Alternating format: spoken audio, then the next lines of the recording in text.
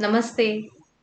Welcome to episode 19 of our 21-day series From Achievement to Alignment. Think back to the moments that changed your life. Accepting a new role, leaving an old role, starting a business, speaking your truth, choosing a relationship, or walking away from a relationship. Almost every meaningful decision arrived with an uninvited companion: fear. We often assume that fear is a sign we are moving in the wrong direction. But perhaps fear simply means we are standing at the edge of growth. The real question isn't how do I stop feeling fear, but the real question is who gets to make my decisions? Is it the fear or the wisdom? That question defines leadership. Leadership is not a designation.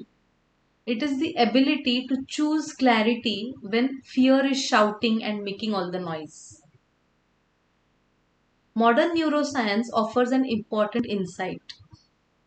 Your brain has one primary responsibility: survival, to keep you alive. When something uncertain happens, the amygdala, our brain's threat detection system, becomes active. Years ago, it protected us from wild animals. Today, it reacts to different threats: criticism, failure, rejection, public speaking, any kind of change. Your nervous system often responds to these situations as though your survival is at stake. That is why your heart races before an important presentation. Why difficult conversations feel physically uncomfortable. Why uncertainty creates anxiety. The brain asks only one question: am I safe?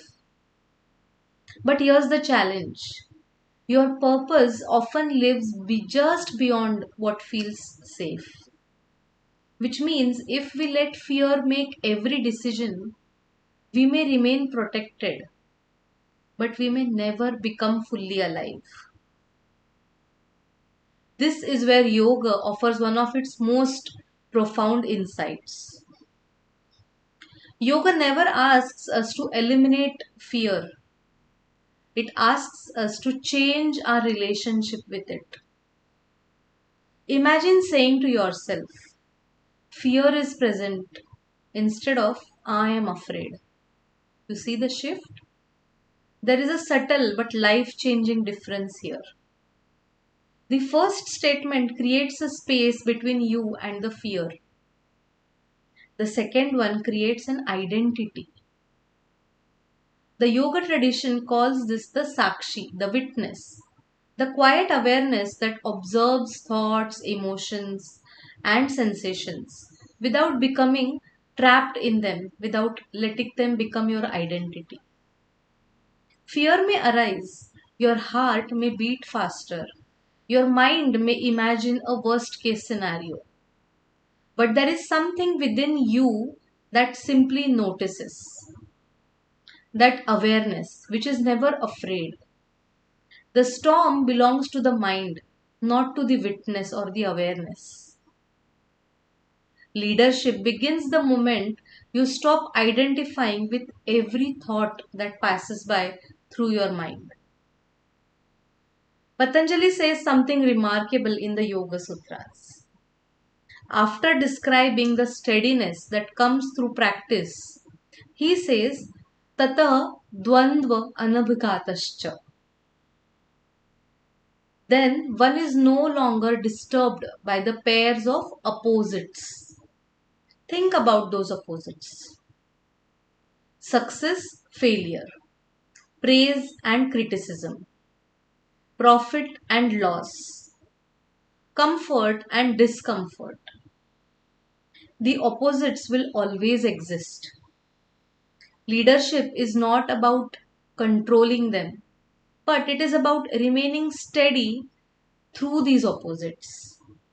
Someone whose confidence depends on praise will always fear criticism. Someone whose peace depends on success will always fear failure. Inner stability is what allows outer courage. One of my favorite passages from the Bhagavad Gita is chapter 16. Krishna begins with Daivi Sampad, the divine qualities that elevate a human being. And interestingly, the very first word is Abhayam, fearlessness.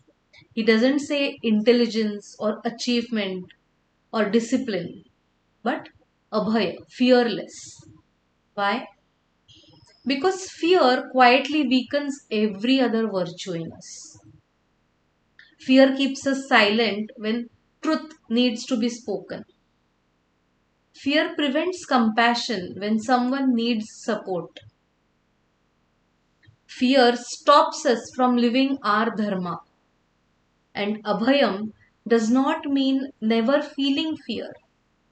It means refusing to let fear become the author of your life. Krishna later describes three kinds of buddhis, our faculties of discernment. The sattvika buddhi, which clearly sees what is, and it is understanding the beneficial and harmful. The rajasic buddhi, which becomes confused by attachment and emotion. And tamasic buddhi, which mistakes the harmful for the helpful. It creates illusion. Notice what fear does. It narrows our perception, it exaggerates the danger, and reduces our options. Fear clouds the buddhi, which is why the first responsibility of a leader is not making quick decisions. It is protecting the clarity of their discernment, their buddhi. Because clear perception naturally creates courageous action. Modern positive psychology calls this psychological courage. It is not acting because you feel fearless. It is acting because your values matter more than your discomfort. Read that again. Your values become stronger than your emotions. Isn't that exactly what Krishna teaches Arjun? Act from dharma, not from fear. Feel the emotion, respect it, but don't surrender yourself to that emotion. Your emotion provides information. Your values provide direction. And leadership requires both information and direction. Every day, two voices quietly compete for your attention. The fear asks, will I be safe? And the dharma asks, will I be true? The first protects your comfort. The second expands your life. The Bhagavad Gita reminds us to cultivate Abhayam. The Yoga Sutra teaches us to remain steady amidst life's opposites. Neuroscience helps us understand why fear arises.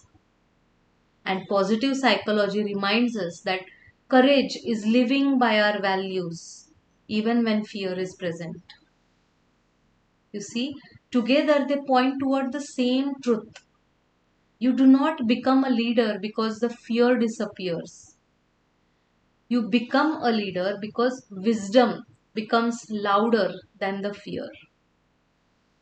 So, as you move through this week, pause before every important decision and ask yourself, is this fear speaking or is it wisdom? And then choose from the quiet place within, which is usually your wisdom, the place that observes, discerns, the place that knows, because that is where fearless leadership begins. and fearless leadership causes peacefulness at your heart. Namaste.